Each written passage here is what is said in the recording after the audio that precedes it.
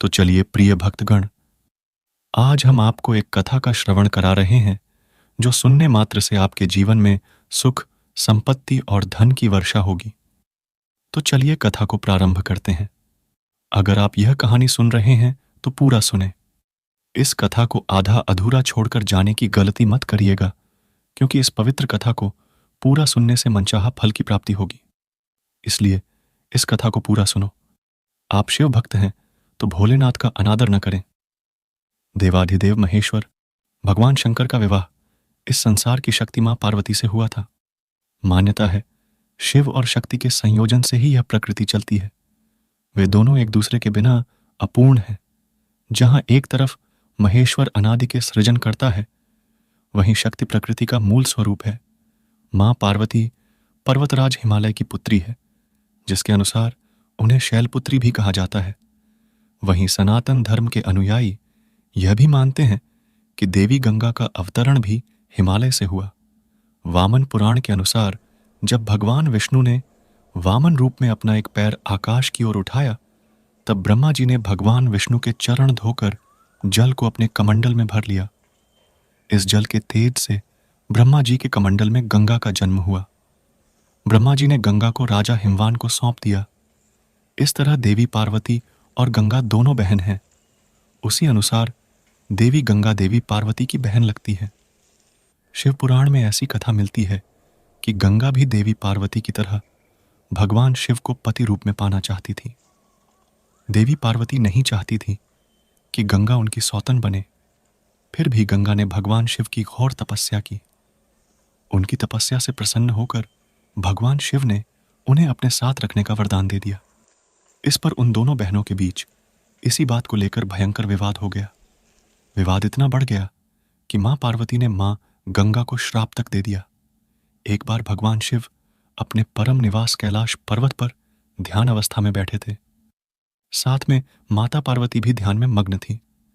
शिव और शक्ति का यह सुंदर स्वरूप एक साथ बहुत सुंदर लग रहा था। एक तरफ जहां महेश्वर और महादेवी ध्यान मग्न थे, वहीं शिवजी के परम भक्त नंदी जी अपने प्रभु और माता की शोभा को निहार रहे थे।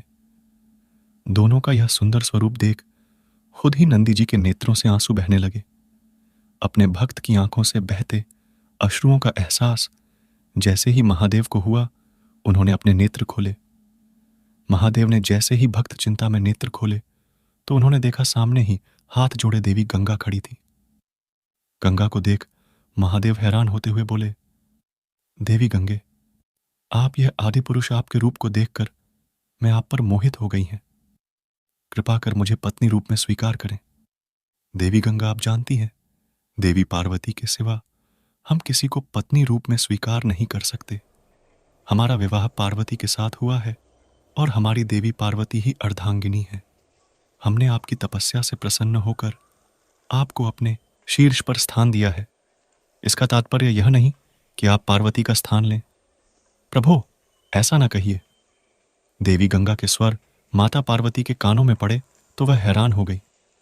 उनकी यह बात सुनकर उनके नेत्र लाल हो गए और क्रोधवश में बोल पड़ी, देवी गंगा, सीमा मत भूलिए, महादेव हमारे पति हैं। अरे बहन, क्या फर्क पड़ता है? वैसे भी भले ही तुम महादेव की पत्नी हो, फिर भी देवाधिदेव महादेव शीर्ष पर तो मुझे ही धारण करते हैं। जहां कहीं महादेव के साथ तुम नहीं जा सकते, मैं तो वहां भी पहुंच जाती हूं। गंगा, तुमने मेरी बहन होने की सीमा लांघ रही हो।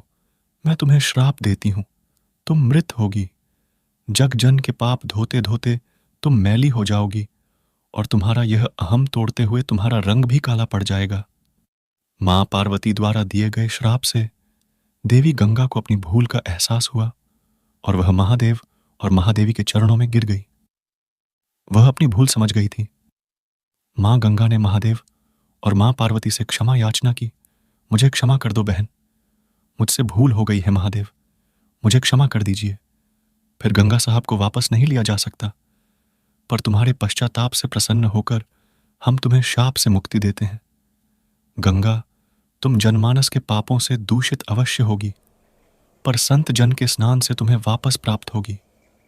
भगवान शिव ने मां गंगा को प्रसन्न होकर आशीर्वाद दिया। इसके बाद से ही गंगा में स्नान करने से पाप धुलने लगे। तब से ही लोग गंगा में स्नान करने के लिए दूर दूर से आते हैं और भूल चूक में हुए पापों से मुक्ति पाते हैं। भगवान शिव की जटाओं में निवास करती है। माँ गंगा और शिव जी की जटाओं से निकलकर पृथ्वी लोक पर बहती उसी पृथ्वी लोक पर एक पुर गांव, जो बहुत ही खुशहाल गांव था। अपने नाम की तरह ही इसमें रहने वाले सभी लोग एक दूसरे के साथ बहुत ही प्रेम भाव से रहते थे। बारिश के समय पर बारिश होती थी, जिससे अच्छी फसल हो जाया करती थी। अगर कोई रोग बीमारी आती भी है तो जल्दी ही लोग उससे छुटकारा भी पा लेते थे। सभी जगह खुशहाली ही खुशहाली थी, और इस खुशहाली की वजह थी पुर गांव में बना दुर्गा माँ का मंदिर। उस मंदिर में दुर्गा माँ की भव्य मूर्ति थी। सभी गांववासी हर रोज मंदिर जाकर उस मूर्ति की पूजा किया करते थे। एक दिन गांव का मुखिया सबसे कहता है, सभी गांववासियों, मेरे शब्दों को ध्यान से सुनो। एक सालों साल से चली आ रही परंपरा के अनुसार इस वर्ष भी हम सभी गांववासी भव्य ढोल नगाड़े के साथ मां दुर्गा के मंदिर में उत्सव मनाएंगे। मैंने नए वस्त्र शहर से मां दुर्गा के लिए खरीदे हैं। गांव की महिलाओं ने मां दुर्गा के लिए एक नया लाल आच्छादन तैयार किया है और उनके श्रृंगार की भी तैयारी किया गया है। साथ ही उनकी पूजा के लिए प्रत्येक घर से दूध भी लाया जाएगा। क्या आप लोग जानते हैं कि हमारे गांव पर मां दुर्गा की विशेष कृपा है, इसलिए हम सभी नवरात्रा की रात जागकर मां दुर्गा की पूजा करेंगे। नवरात्रा की तारीख 1 महीने के बाद आ जाएगी। अब आप लोग चिंता मत कीजिए मुखिया जी, इस बार भी मां दुर्गा की पूजा को धूमधाम से मनाएंगे। गांव वासियों ने उत्सुकता से जागरण के दिन का इंतजार किया, लेकिन जागरण से ठीक 10 दिन पहले की घटना है। रात के समय पर सबसे बुजुर्ग महिला सावित्री अपने हाथों में ढोल लेकर और चिल्लाते हुए घर से बाहर निकली। जल्दी आओ, बड़ा अनर्थ हो गया है। उनकी आवाज से सभी गांव वासी बाहर निकले। काकी कहती है, मैंने सपने में देखा और तब से मैं चिंतित हूं कि हमारी मां दुर्गा जंगल में एक बड़े बरगद के पेड़ के नीचे कैद हो गई हैं। यह सुनकर सबको चौंका दिया। तुम लोगों को कैसे समझाऊं? हमारी मां दुर्गा काफी शक्तिशाली है। चलो माना कि वह उस पेड़ के नीचे कैद है, लेकिन वह तो स्वयं भी बाहर आ सकती है ना? छोटी सी बिट्टू की बात सुनकर सभी सोच में पड़ी डिच गए। बेटा, वही तो मैं भी कह रही हूं, लेकिन मां दुर्गा ने कहा है कि वह सिर्फ अपने भक्तों के द्वारा ही बाहर आ सकती है। सभी गांववासी काकी की बात को सुनकर हैरान तो थे, लेकिन गांव की सबसे बुजुर्ग महिला की बातों को नजरअंदाज भी तो नहीं किया जा सकता था। इसीलिए सभी लोगों ने बिना वक्त गंवाए उसी रात जंगल जाकर बरगद का पेड़ काट डाला और उसके नीचे खुदाई शुरू कर दी। 4 घंटे खुदाई करने के बाद जो गांव वालों ने देखा, उसे देख सभी हैरान रह गए। फिर काकी कहती है, देखा, मैं ना कहती थी हमारी दुर्गा मां कैद है। इस पेड़ के नीचे सभी लोगों ने देखा तो उनकी आंखों के सामने साक्षात दुर्गा मां थी। उनकी छावनी थी, उनके चेहरे पर एक प्रचंड था और चेहरे पर हंसी थी। गांव वालों ने उन्हें पालकी में बिठाया और जोरदार ध्वनि में माता का जयकारा लगाते हुए अपने गांव से मंदिर की ओर चल पड़े बैठे। जय माता दी, सब बोलो जय माता दी, मिलकर बोलो जय माता दी, जय माता दी, जय माता दी। कुछ देर बाद उन्होंने पालकी लाकर मंदिर में रख दी। तभी दुर्गा मां उनसे बोली, मेरे प्यारे बच्चों, तुम्हारी श्रद्धा ही मुझे यहां आने के लिए प्रेरित किया है। अब मैं तुम्हारे बीच में ही रहना चाहती हूं, और अब जब मैं सीधे तुम्हारे सामने है तो इस मंदिर में रखी मूर्ति की कोई जरूरत नहीं है। तुम इसे बहते पानी में विसर्जित कर दो और मुझे उस मूर्ति के स्थान पर विराजमान होने की जगह दो। माता के आदेश पर लोगों ने उस सैकड़ों साल पुरानी मूर्ति का विसर्जन कर दिया और साक्षात मां दुर्गा को उस स्थान पर बिठाकर उनकी पूजा करने लगे। नवरात्रा से कुछ पहले ही इस घटना ने गांव में भक्ति का एक नया वातावरण स्थापित किया। कल तक जो मूर्ति की पूजा करते थे, वह अब साक्षात मां दुर्गा की पूजा करेंगे। लेकिन माता के स्थापित होने के 5 दिन बाद ही उस गांव में विभिन्न प्रकार की घटनाएं घटने लगी। लोगों के बीच प्रेम भाव कम होने लगे, घरों में चोरियां होने लगी, बुजुर्गों का अपमान होने लगा।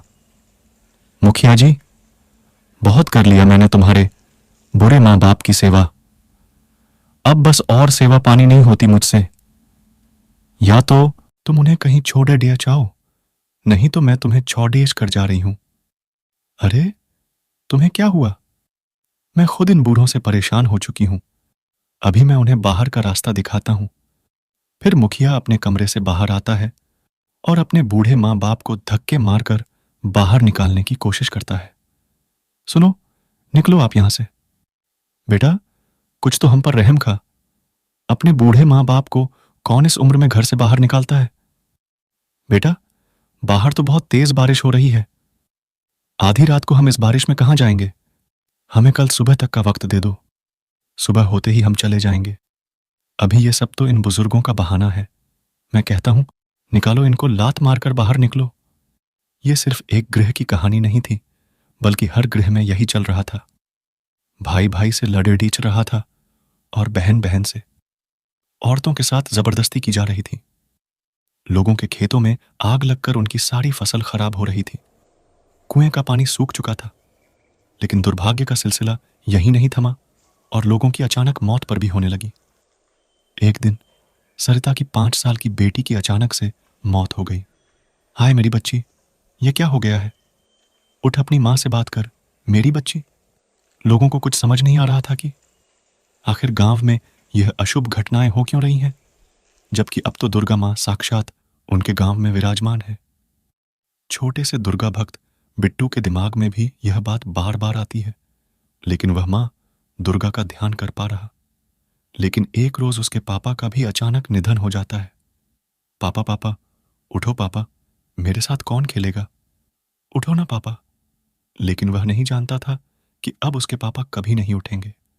बिट्टू और उसकी मां का रो रोकर बुरा हाल था, लेकिन गांव का कोई भी व्यक्ति उनका दुख बांटने नहीं आया। बिट्टू और उसके मां ने अकेले ही बिट्टू की चिता को अग्नि दी और उसका अंतिम संस्कार किया। रात को बिट्टू जब घर लौटा तो उसको नींद नहीं आ रही थी और वह गुस्से में उठ खड़ा होता है और कहीं जाने लगता है। तभी उसकी मां, बेटा बिट्टू आधी रात को तो कहां जा रहा है मां? मैं मंदिर जाकर दुर्गा मां से पूछूंगा कि उन्होंने मेरे पापा को मुझसे क्यों छीना। यह कहकर बिट्टू गुस्से में चला जाता है। उसकी मां भी उसके पीछे पीछे चली जाती है। वह दोनों रात को ही माता के मंदिर जाते हैं, जबकि माता की आज्ञा के अनुसार कोई भी रात को मंदिर नहीं आ सकता था और जो कोई भी ऐसा करेगा उसे माता के क्रोध का शिकार होना पड़ेगा। लेकिन उन दोनों को तो जैसे इस बात की परवाह ही नहीं। वह दोनों जब मंदिर पहुंचे तो वहां का नजारा देखकर थर थर कांपने लगे। वहां माता तो थी ही नहीं, बल्कि एक भयानक राक्षसी थी। उसके 5 हाथ और 3 सर थे। उसका शरीर भयानक काले रंग का था और विकराल नुकीले दांत थे। उनको देख राक्षसी बोली, कौन हो तुम और इस वक्त यहां क्यों आए हो? पहले आप बताइए, आप कौन हैं और हमारी देवी मां दुर्गा कहां है? देवी मां, मैं ही हूं तुम्हारी देवी मां। अब करो मेरी जय जयकार। वह राक्षसी ताड़का थी। सभी देवी मां की पूजा करते थे। इस बात से वह बहुत करती थी। वह चाहती थी कि देवी मां की तरह लोग उसकी भी पूजा करें। मंत्र की विद्या से कई काली शक्तियां हासिल कर रखी थीं। उसने अपनी शक्तियां से सावित्री काकी के शरीर में प्रवेश किया और लोगों से झूठ कहा कि माता बरगद के पेड़ के नीचे कैद है। उसने ही यह सारी माया रखी थी और वहीं उस पेड़ के नीचे कैद थी। अब मैं इस गांव की माता हूं और अब तुम सब सिर्फ मेरी ही जय जयकार करोगे। यह सब मेरी ही रची हुई माया थी जिसमें तुम सब बेवकूफ फंस गए। बिट्टू और उसकी मां ने जल्दी से अपनी आंखें बंद की और दुर्गा मां का ध्यान करने लगे। तभी वहां जोरदार बिजली कड़की और साक्षात दुर्गा मां प्रकट हुई। दुर्गा मां, जय दुर्गा मां, जय दुर्गा मां, जय मां दुर्गा। अच्छा, तो तुम यहां भी आ गए।